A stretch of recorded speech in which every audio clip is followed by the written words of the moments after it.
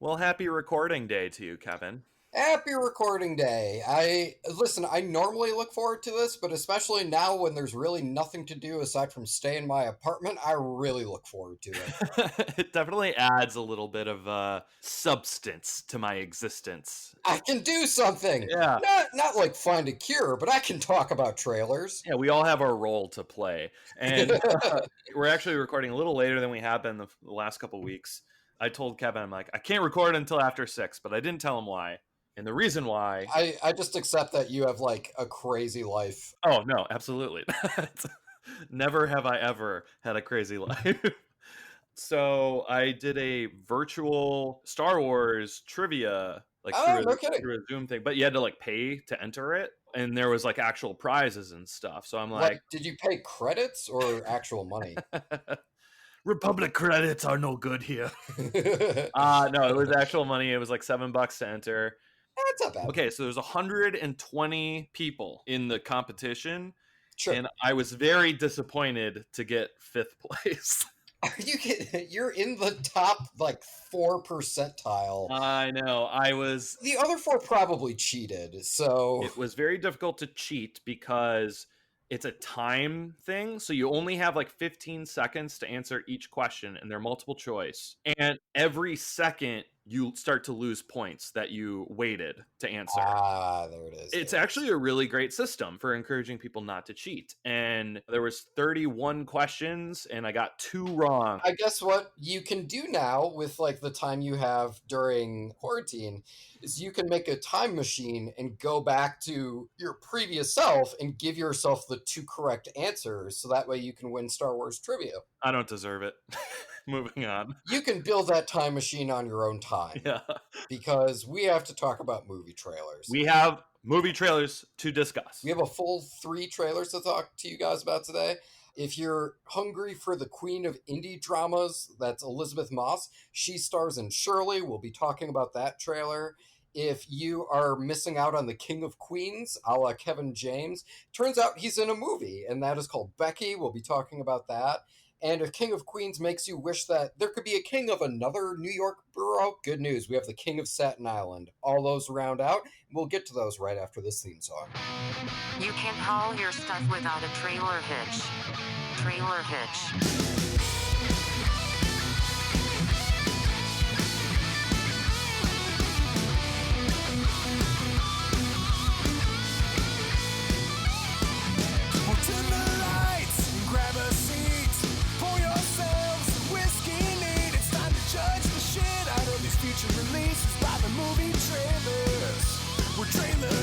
This movie might totally suck, but the whiskey sure is going down fine. Yeah, we're trailer hits. Now, I have had a little bit more time to process this, James. What if first place, like you get to the end of the Star Wars trivia, and they're like, in first place, it's so-and-so. And then all of a sudden they turn their camera on and it's Ryan Johnson. He's like, I guess I do know Star Wars. And then he closes his laptop.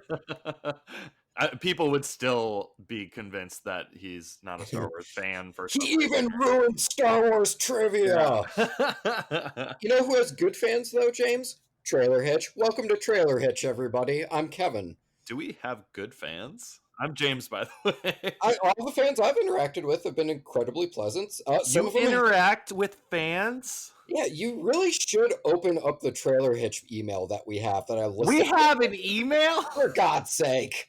But yes, as our lovely fans know, but for anyone who's uninitiated, this is Trailer Hitch, where we rate and review movie trailers. We rate them on a scale of need to see more, or never need to see.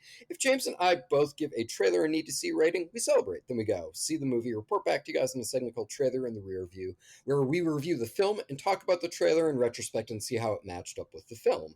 Now, back in the day, go see the movie meant going to a theater. Now that walk is significantly shorter. It's just to our respective couches. We still kind of grade trailers on a metric of, would this get us excited to go and actually pay money to see it in a theater? I mean, ideally, we'll get back to a point where we can go and see stuff in a theater, but for the time being, we're also completely cool with the fact that we're not needlessly putting ourselves and other people in danger. Exactly. We have 3 trailers to talk about. We have 3 trailers to determine whether or not we would pay the $20 on Amazon or not. We have Shirley, we have Becky, And to round it out, we have the King of Staten Island, because women can't have it all for some goddamn reason. We are going to be starting off first with Shirley. So this is a movie that is directed by Josephine Decker, who made a film called Madeline's Madeline. I don't know if you remember this, James. We did talk about the Madeline's Madeline trailer on this podcast.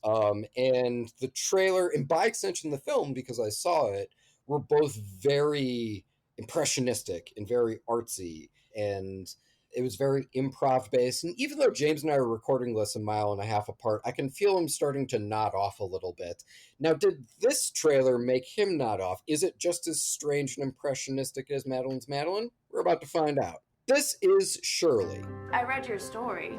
It made me feel thrillingly horrible. Do you know what it's like to have a secret? Freud would have had a field day.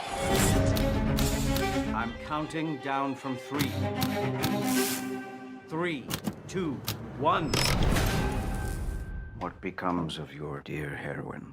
What happens to all lost girls?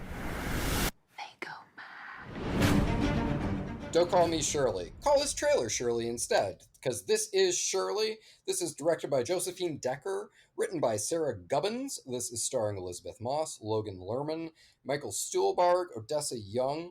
Our random shout out, because we here at Trailer Hitch like to give random shout outs to cast and crew members, because the top billed people tend to hog all the credit. So we are going to shout out Coley Calhoun, who was the dialect coach. Hey, Coley, we could understand what everyone was saying, so clearly you did a good job. Yeah, good job to you for shouting out that other person. It's just so pleasant up in here, and I'm loving it's the Paddington 2 of podcasts. Oh, what a lovely comparison. Right? Okay, so what is Shirley? So basically, Shirley is Surly. Shirley is a writer. She is married to Michael Stuhlbarg. We see them at a party, and he's kind of parading his wife a little bit. Because initially, maybe it scans as like, oh, he's just really supportive and excited that like his wife is this really good writer.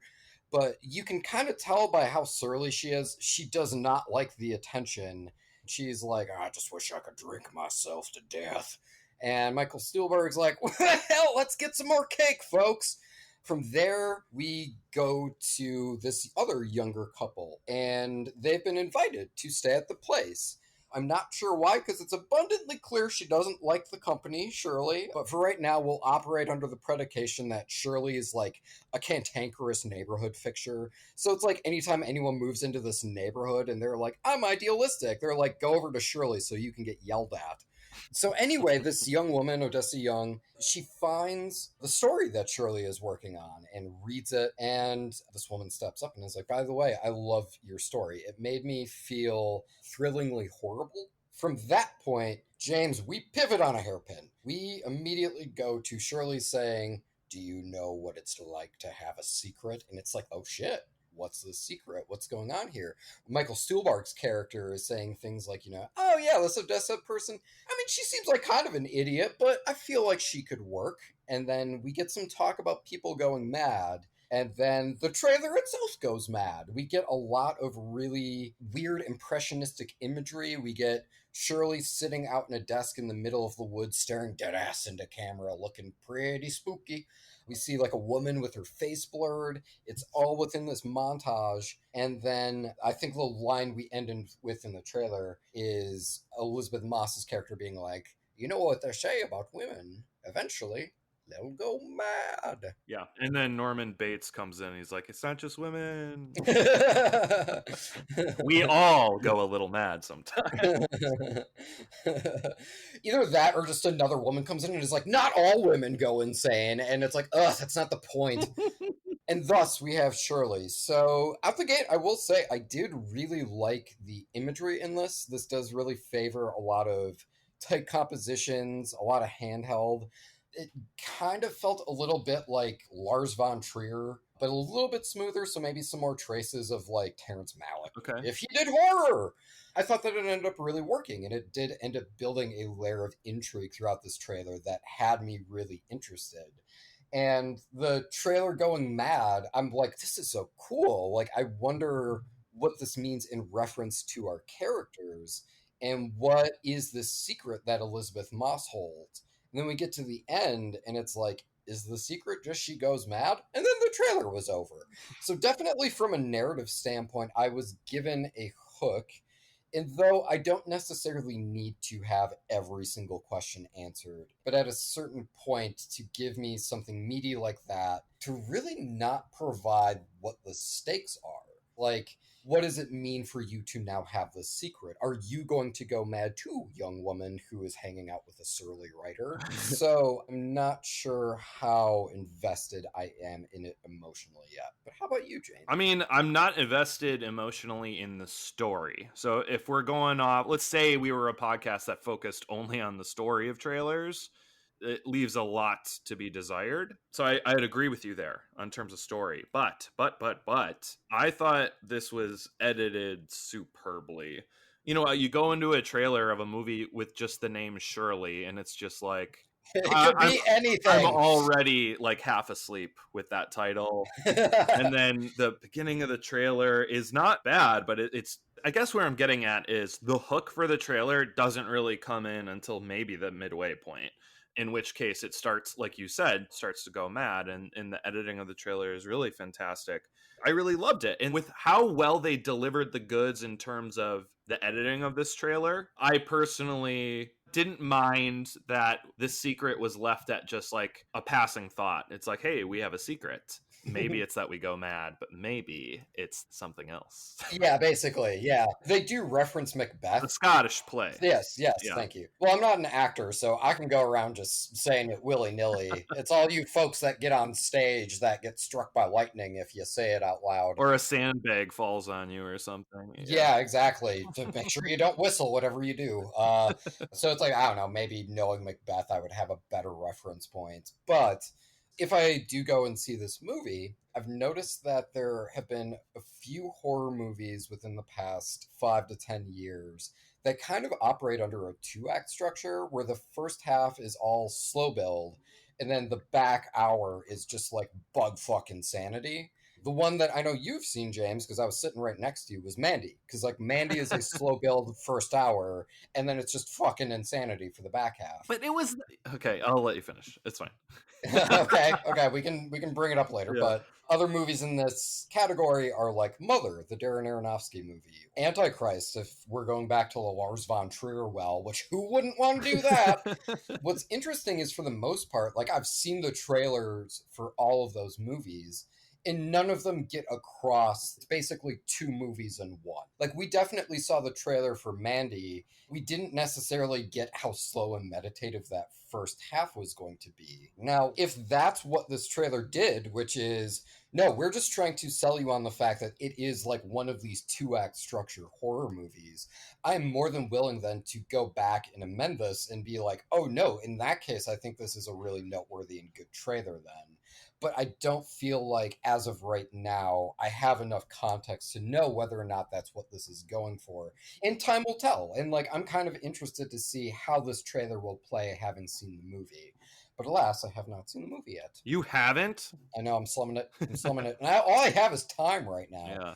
Yeah, so, like, what specifically about the editing did you like in this trailer? It was just very quick cutting. I mean, again, once you get to the hook, but once stuff starts to go mad and they bring in like the intellectual bullying aspects of, you know, hypnotic and spellbinding and yada yada. So, in case anyone is new, intellectual bullying is when trailers overly rely on critic quotes to be like, it's a spellbinding masterpiece, but there's like 3 or 4 of them.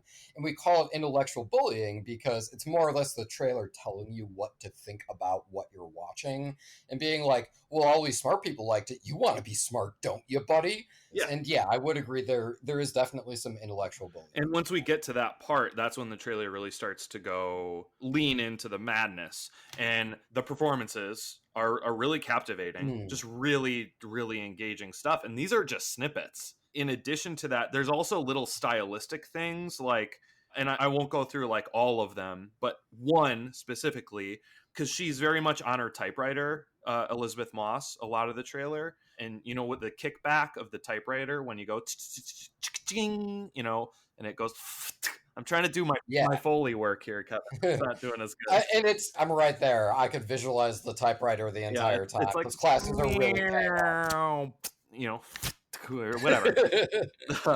The other female lead does like this little like double take with her neck and her head in the back of a car or something in time with like the typewriter doing that. Oh, sure. Little stylistic stuff like that I really appreciate. And those kinds of things really sell me on a trailer, especially when a trailer is lacking in, say, story. Well, cool. But does that bring you up to a need to see? That is the question. That is the question. Would you like me to go first, Kevin?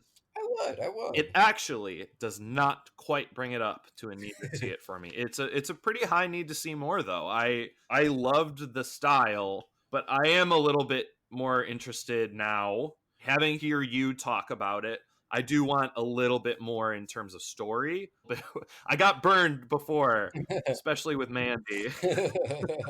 So yeah, need to see more. And yeah, as of right now, I'm also at a need to see more. Now that said, if I see the movie and it is like a 2-act structure thing, and then the trailer is more or less selling me on that in retrospect, I'd be way willing to go back and look at this trailer and like kind of amend my thoughts on it. Right. But especially because Josephine Decker's other movie, Madeline's Madeline, oh no, that's in one mode the entire hour 40. There's no question what you're watching the entire time. But I would be willing to look back at this after seeing it and being like, oh shit, like this is the first trailer that sells you on that sort of style of movie, which would be really interesting. Sure, yeah.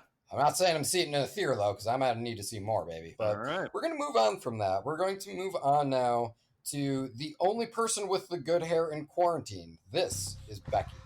I'm looking for a key. It has this symbol engraved on it. You seen it? No.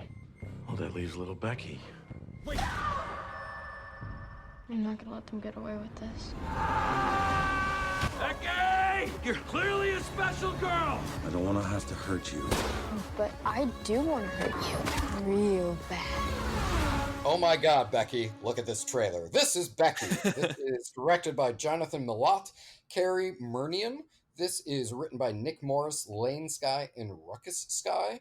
This is starring Lulu Wilson, Joel McHale, Kevin James, and Amanda Brugel. Our random shout out is going to go to Mike Dara, who is a transport guard number 1. Hey, Mike, good job, bud. You transported someone in a movie. It'd be better if it was like a transporter sequel. Hey, for Mike's sake, I hope that's what the spin-off of this is. And maybe that is what's in store for us. The only way we can find out is if we talk about what happens in this trailer. James, hit us with it. All right, we got Becky, ladies and gentlemen. So we open and we got a girl, presumably Becky, eating a gummy worm. Solid start, really. It's a pleasant snack. I'm on her side already. So we go from gummy worms right to prison. A natural segue, some would say. And we have prison guards and people in orange jumpsuits and America's sweetheart, Kevin James. We're big fans of Kevin James. Kevin's name is Kevin. My name is James. Kevin James. You get it. Yes, indeed.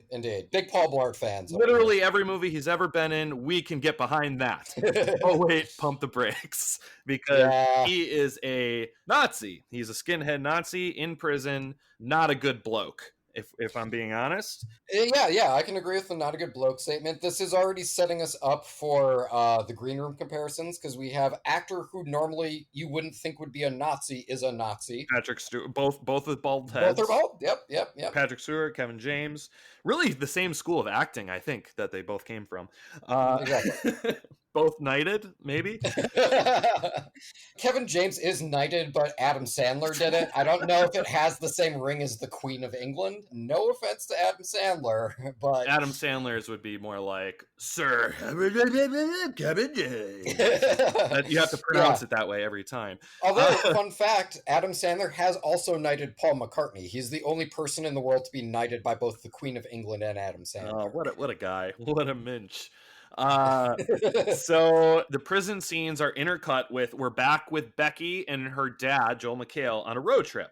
But we kind of get the idea from these violent Nazi prisoners that they're escaping while Becky and her family is on her way to the cabin. They get to the cabin and it's like, oh, family drama, because Joel McHale is going to be marrying this new woman. It's going to be a new family. Becky doesn't take too kindly to it. It's more so just kind of like sullen teenager stuff. It completely plays that way.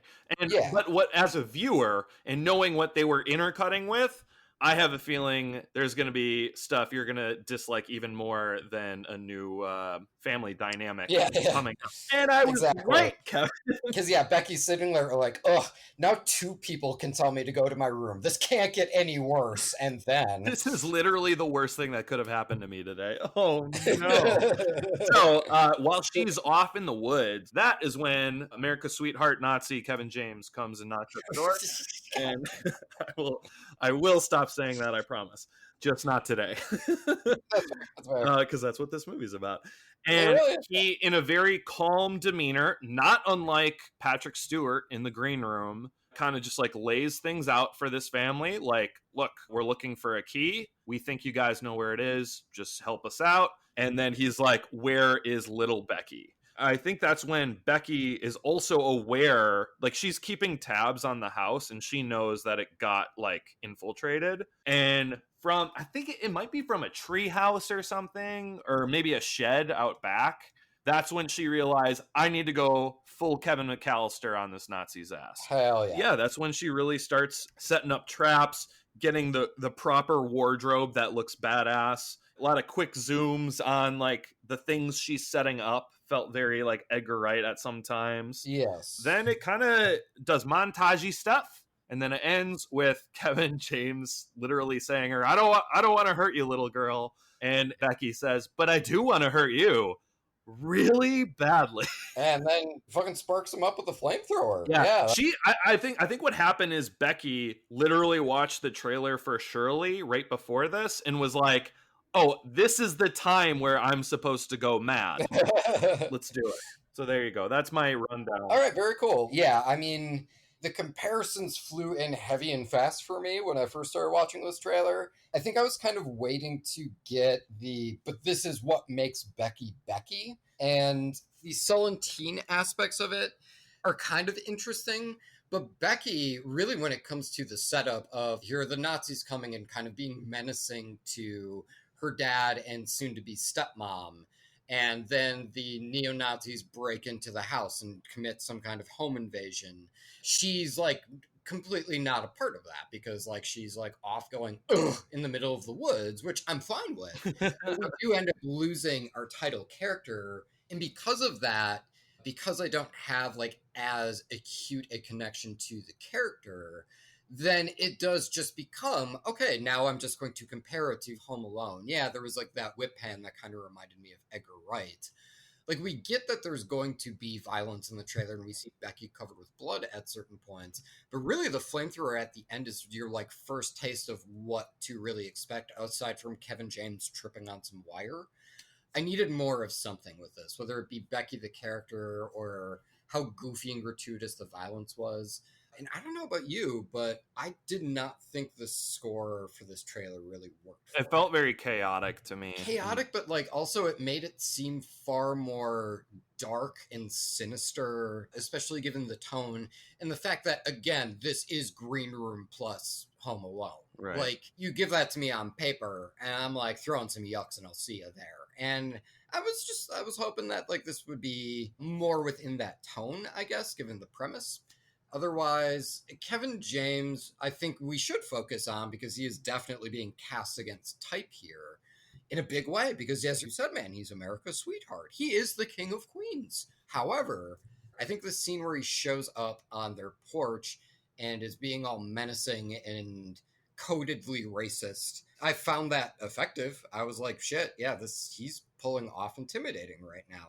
But I felt like throughout the trailer, he's really just in that one mode the entire time. And I was kind of hoping to see that shift a little bit because Patrick Stewart, for example, in Green Room, felt like a believable Nazi to me. And right now, instead of getting that vibe from Kevin James, I'm just getting menacing, just like that one tone throughout. Yeah. And like, again, your name is James, my name is Kevin. We're rooting for Kevin James over here. I hope that he is really good in this, and this does kind of let him branch out and kind of choose stranger roles. But at the same time, right now, I'd kind of like to see more of that role before I like really have it confirmed. Like this, here comes the Kevin Jamesaissance. I would like to, at some point, do an episode of Trailer Hitch where you and I aren't on it at all, and we just get Kevin James to do the full hour by himself. But as of right now, I don't know if this is selling me on doing that. I think I probably enjoyed it a little bit more than you, but again, not enough to hook me. It didn't have much substance to it, I guess is what I'm saying. And it wasn't as creative as, say, Shirley was in the edit. Yeah. The music didn't do it for me. It felt out of place. At least the way Becky, the actress who plays Becky, is playing it, she's playing it as like darkly funny. Sure. But I don't think anyone else in the movie is playing it that way. Yeah. Especially Kevin James. He is like going full serious. Yeah. He's not mustache twirling or anything. That's the type of villain that Becky needs. For sure. So yeah. It doesn't really do much for me. I mean, I liked certain aspects. I like the Home Alone aspect of it. I mean, that's why I like Skyfall so much. The James Bond movie is basically Home Alone, but James Bond. Oh, fuck, yeah. Yeah, that's a good point. The end in the cabin. Yeah, so I liked that kind of movie, Mm-hmm. but it didn't really bring much to the table there. It is a movie that I am rooting for, because I do like weird genre movies like this a lot. And I'm kind of hoping at the moment that this is more so just... we know this isn't what this movie is, but the studio told us to make it this way, and we're not happy with this either. And if this is mis-selling the movie somehow, because yeah, as of right now, there definitely isn't really enough here for me to get excited. Exactly. I will say I was engaged throughout the entire trailer. Like it had my attention the entire time, but I did have this feeling once it was done where I was like, I really wish there was more here. They do, I guess the closest modern day amalgam would be like Harley Quinn, where they do kind of like hand-drawn title cards, where it's like Becky's childhood drawings are kind of used for like throwing up the actors' names and stuff like that. Again, I feel like if you have a different score and maybe Kevin James kind of went a little bit more tongue-in-cheek with his performance, maybe then that would work more for me. But right now, it just feels like there are a lot of aspects of this movie that just feel at odds with each other. Agreed. Yeah. I don't know about you, but I'm giving this a never need to see. It's not a bad trailer. It's just like, I watched it. I'm like, oh, we'll talk about this. And then right before recording, I'm like, oh, do I even remember anything from the trailer? Sure. And like, that's not the mark of a good trailer, you know? I don't know if it would be able to show me anything new that would draw me in. It looks like Kevin James, we got how he's going to play this role. We got how she's going to play this role. Those don't look like they match together. So I don't know. For me, this is a never need to see. Yeah, it's so interesting because when I came on to whatever contraption we're on to record this podcast, oh right, a computer, before I got on the computer, I was like prepared to give this a need to see more, but like the more we talked about it, the more I was kind of realizing like, this really is lacking quite a bit. And so maybe this movie would be a need to see more, but we're talking about the trailer, and as far as the trailer is concerned, I am at a never need to see. Yeah, maybe the movies need to see more, but I'll never know because it's a never need to see trailer. Yeah, sometimes that happens. I mean, like, thankfully, it's never the opposite. We're never like, need to see, and then ghost on a fucking thing. But yeah, for the most part, yeah, this definitely isn't selling me. Totes.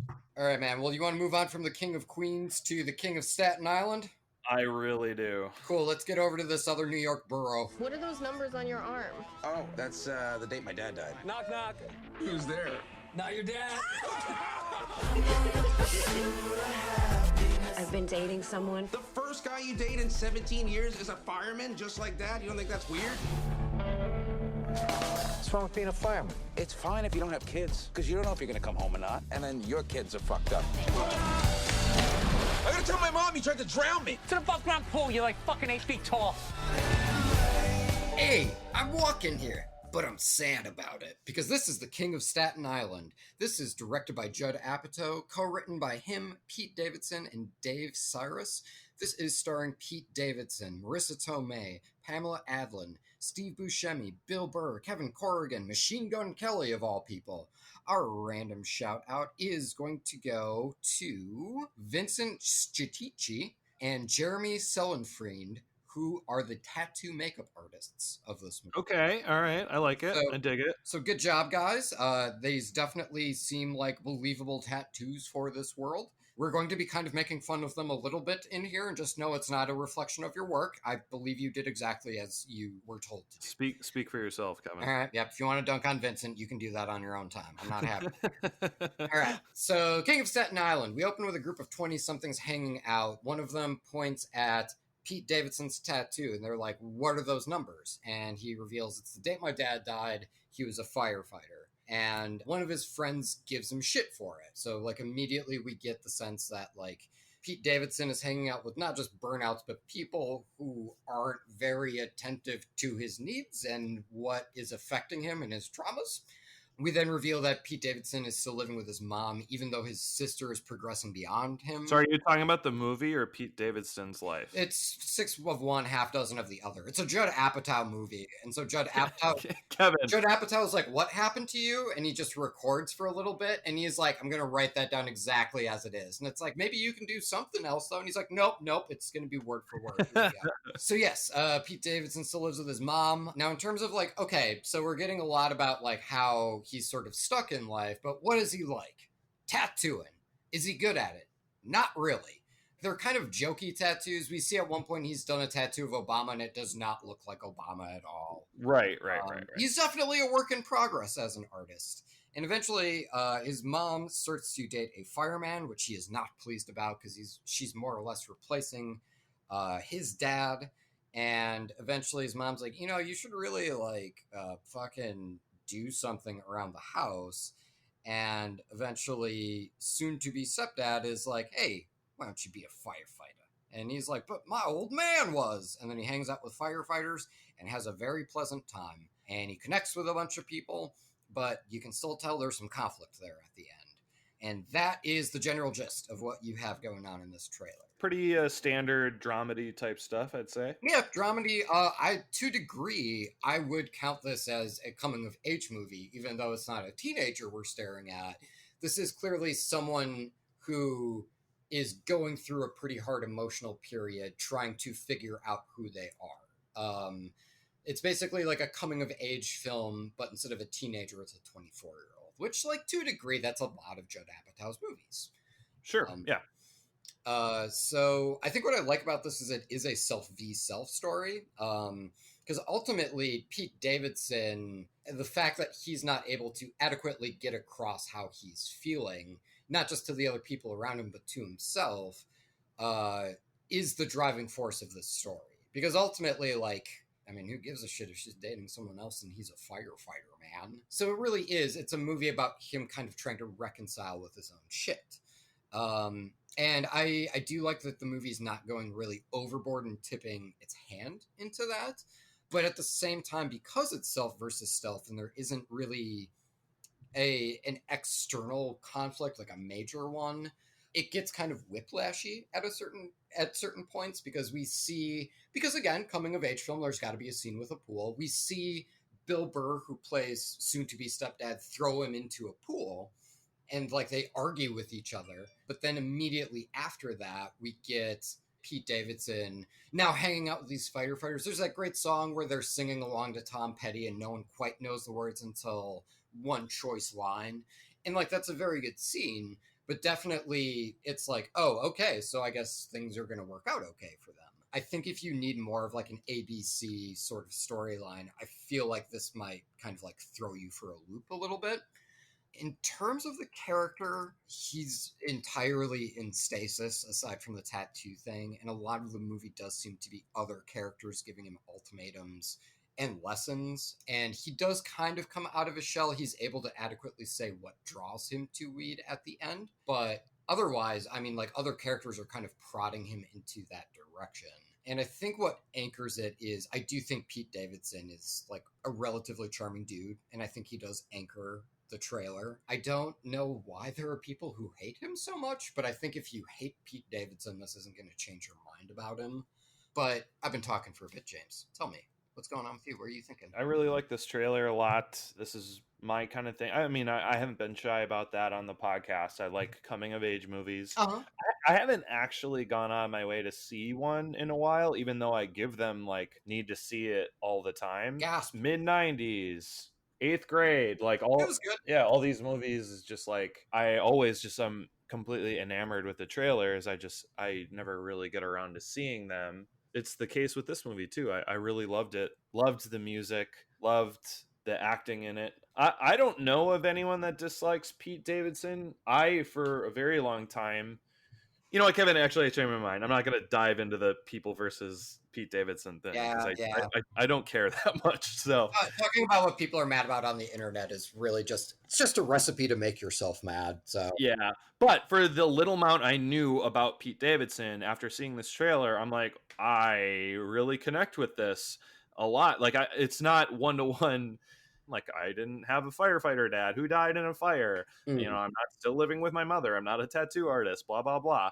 But there's just like something about them that, without being, how would you say, like a plank of wood, do you know what I mean? In coming of age movies, I think that's one of the strengths of that genre, is making you feel like you can really, really relate to these characters, even though they're not like planks of wood, you know, or the surrogate type of thing, where it's like, here's just like an empty vessel, plug yourself into that person.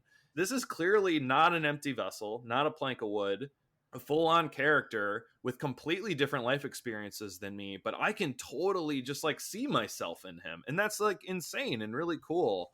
I didn't have a problem with seeing him bond with the firefighters in it. I kind of thought it was so charming and nice. I didn't feel like it was a sense of, oh, we know the ending of the movie, because I don't think that's like an ending type of thing. Like, I have a feeling he'll get into that type of stuff mid-movie.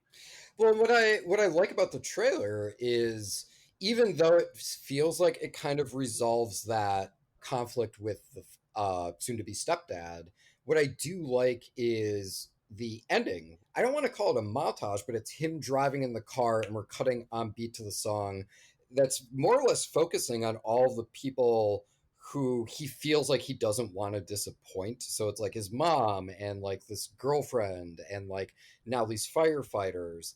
And it's him like just trying to control his breathing and not doing a great job of it.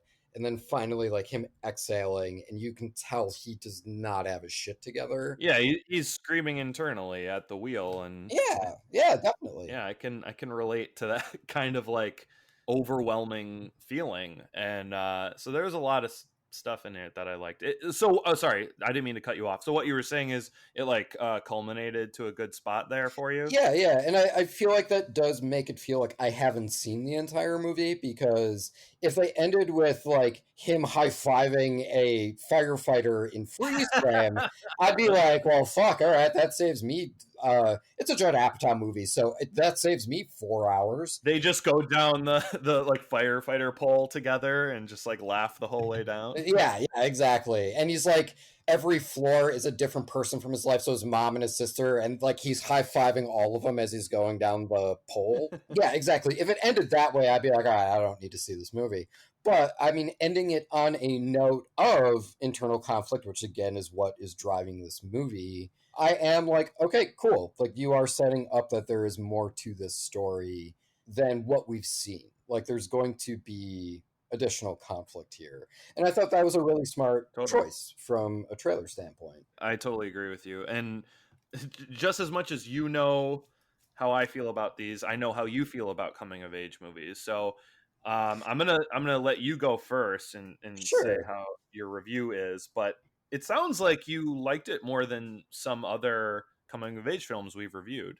Sure. Recently. Yeah, and it's one of those things where it's interesting because, like, I typically walk into coming of age movies being like, I've seen so goddamn many of these in the past 4 years. Like, can we please just not go to a pool just this once? And then there's a pool scene, and I'm like, fuck! Kevin, it's amazing to me how many times you give Every these time. movies need to see mores or lower, and yet you still see them. I do usually, yeah. Rain or shine, you never miss these movies, where I love these trailers and can't be found dead at a theater. Sure, and it's interesting because like I've definitely given need to see ratings for, like, I gave need to see for mid-90s and Yeah. eighth grade, so it's like, yeah, I'm going to see those movies because I'm a man of my word, god damn it. But yeah, usually then I see them and I'm like, yeah, I feel like I just watched this 3 months ago. And it's hard too, because I know like these ultimately do come from very personal stories, even if like the people didn't explicitly experience it. Like obviously Bo Burnham wasn't an 8th grade girl at one point, but clearly Pete Davidson's story, as we've alluded to, is very similar to what we see in this trailer. Right. I mean, throw a rock and you'll hit 5 coming of age movies that are just like, yeah, this is basically about the person who's writing it. And I'm not trying to take away anything from those person's experiences or their life, but it is hitting a point where I'm like, okay, I kind of need someone to come and kind of reinvent the wheel, because like these do kind of seem to hit similar beats. And King of Staten Island kind of feels like, I don't want to say it's going backwards because that sounds dickish, but like this feels more like what Judd Apatow was doing at the start of his directing career, which is, I'm going to take dudes in like their 30s or 40s who are suffering from being man children and now they grow up. It feels like he's doing this again with King of Staten Island. And it's kind of weird how I've wrapped back around to like, oh fuck, this kind of feels fresh again now. And so it's hard because this is one of those instances where I see this trailer. I love the song choices in it. I think that it's really, really good song choices. Yeah. The back and forth between like the rap song that's definitely very blissed out, and stoned, fits very well for like the lethargy that we see Pete Davidson going through in the beginning, and then kind of the more emotional Tom Petty song in the back half. Let's time out. It's a Tom Petty song, right, James? I don't think it is, actually. Fuck! It was the Wallflowers. Wallflowers, that was it. Yeah. The emotional song that we hear in the back half, I think makes for a really good mix and does tell a very good story. This is really hard for me because I'm in a position where I'm like, yeah, this trailer's probably a need to see, but I'm totally indifferent on seeing this fucking movie. But I gotta give the trailer credit, man. It's a pretty good trailer, so I will give this a need to see. Need to see it for Kevin, need to see it for James. Let's do it. Kevin, it's been a long time since we've done a double need to see, so... No, we both did the Unbreakable Kimmy Schmidt one, man. Yeah, it's been a long time, Kevin. How long have we been in quarantine? I mean, don't get me wrong, 2 weeks in quarantine time is 6 months in regular time. I'm not saying that's not the case. That was totally last episode. I know. Well, it was meant to be a joke. All right. I'm slow on the uptake. I'm sorry. It came out weird. I made it weird, ladies and gentlemen. Well, good thing it's the end of the episode. James, you're a delight. You're a treasure. Oh, thanks. You're doing fine. So yes, we will eventually see the King of Staten Island. I believe this is coming out in June. Keep your ears out for one of those special trailer in the rear view episodes, which we have such great fans, as I've said at the top of the episode. I'm sure you're in the know, but maybe you want to become one of the great fans of Trailer Hitch. And easy ways to do that would be to find us on either Apple Podcasts or on Stitcher. You can subscribe to us through there. We have our entire back catalog through those sources. But let's say that you want to hit a like or subscribe button. You can do that through YouTube. You can find us through Trailer Podcasts on YouTube, and you can comment on our videos, and we are more than happy to read those out on the next show with your permission, of course. Otherwise, if you would like to contact us directly, you've already listened and you've got thoughts. Maybe you think Becky pulls its tone off just fine, damn it. Or maybe you think that there's more to meets the eye with the King of Staten Island. Whatever the case may be, feel free to write in at trailerhitchmailbox@gmail.com. I promise I'm going to get James to check it at least once in a while, so that way you won't just be hearing from me. Check what? For fuck's sake. Otherwise, you can hit us up on our Facebook. If you just search Trailer Hitch Podcast through there, you can find us. You can write on our wall or send a direct message or whatever you feel like doing. We look at that too. We'll get back to you. Otherwise, if you want to keep that missive shorter, you can hit us up on Twitter at Trailer Hitch Pod. Or if you want to take a picture with your feedback and send it to us, you can hit us up on Instagram at Trailer Hitch Podcast. Before we would go, we want to shout out Danny Schmitz from Lost in a Name for the amazing intro song that you hear at the top of every episode. We would also like to thank Rachel Ashley for the amazing art that you see on our various social medias. You can find her work at Mighty Creations on Instagram. We would also like to thank Jenny Hawks, our bad movie and social media correspondent, for her sterling work week in and week out. And we would also like to thank Casey Clowers for the amazing outro song, which you will hear momentarily. Unless I have something to say. Do you? Nope. All right, you ready, sir? James? James! It sucks that you haven't played Metal Gear Solid, otherwise you'd totally get that reference. I mean, I wouldn't be able to hear you laugh even if I could hear you, though, so I guess it's kind of moot. You're typing? 3 dots. Say something really, really funny to make this the post-credit scene, ... from James.